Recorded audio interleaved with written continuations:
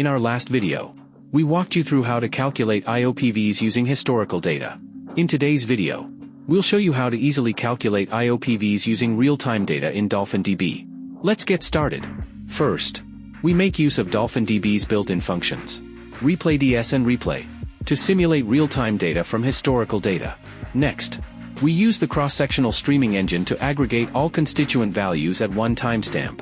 With this methodology, an aggregation is performed each time a new trade record is ingested into the streaming engine.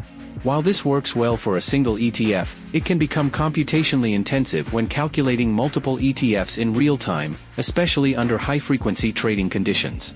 To address this, we can use DolphinDB's reactive state streaming engine to perform incremental computation. Now, let's look at the code in action. Since around 75% of the tick data records have the same trade price as the previous one, we can filter those out, streamlining our incremental IOPV computation. Then, we calculate the difference in weighted prices for each stock using the expression.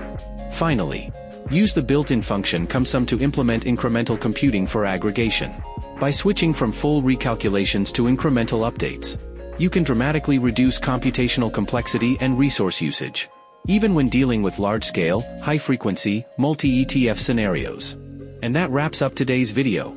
For more IOPV case studies or technical insights, reach out to us at sales@dolphindb.com. Join our Slack community for support and discussions.